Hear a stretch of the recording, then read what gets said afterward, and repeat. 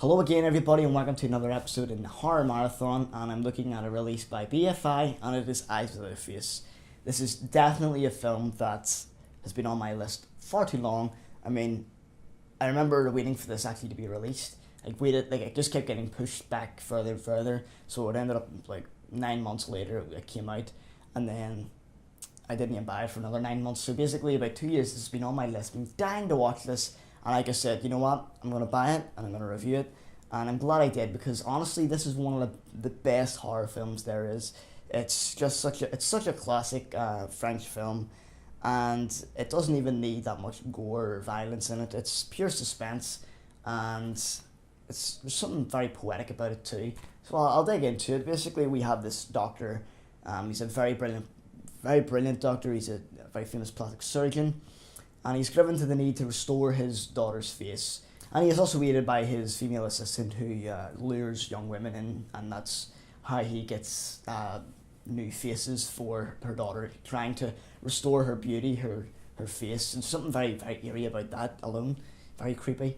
And then we learn why his daughter became disfigured in the first place, along with the assistant who had also had a disfigured face. It was due to a car accident, a car crash that had happened, so obviously the doctor's trying to restore both of them. One succeeded, but still trying to work on the daughter. And overall, I think just the plot alone, it's for this kind of 1960, years ahead of its time.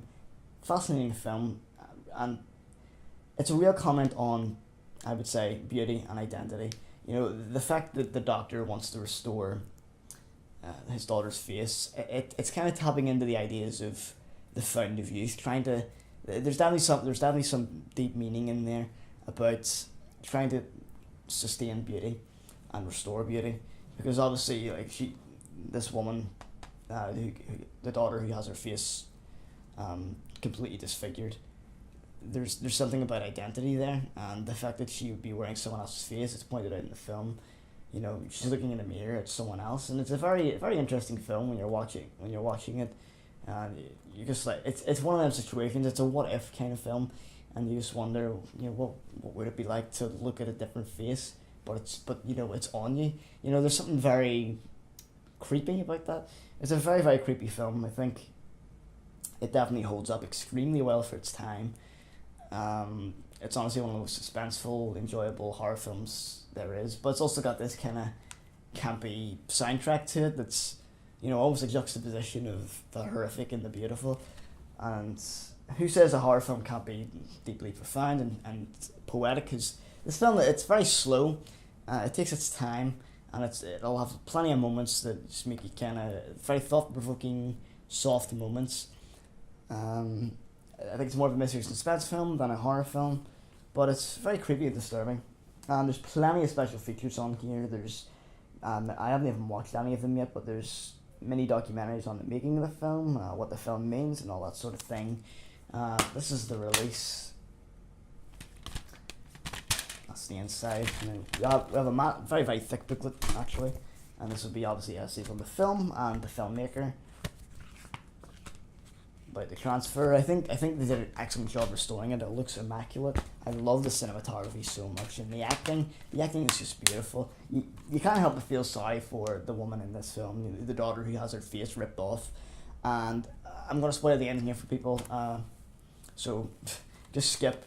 I'll put it below. Just skip a part of this video. But I freaking love the ending. It's just the irony, the symbolic irony of the ending, where the doctor gets his face ripped off by dogs, and he dies as well, I'm pretty sure. And then she walks off. She's almost like a ghost in the film, which was very interesting. But that's the way it ends. Beautiful ending. Okay, I'm done talking about the spoilers now. But there's plenty of scenes in this film that have poetry behind them. The daughter walks around almost like a ghost, and the mask, which is almost like a precursor to Mike Myers, if you think about it. There's such a sadness in her face with that mask. You can't help but feel sorry for her. She gets to the point where she just wants to kill herself. And overall, Eyes Without a Face is honestly one of the best horror films that's ever been made, especially for a classic kind of period of horror. Definitely recommend checking this one out. Definitely buy this release. So That's it, everybody. Thanks for stopping by again, and one of the best films I think I've seen so far in my horror marathon. I'll see you next time.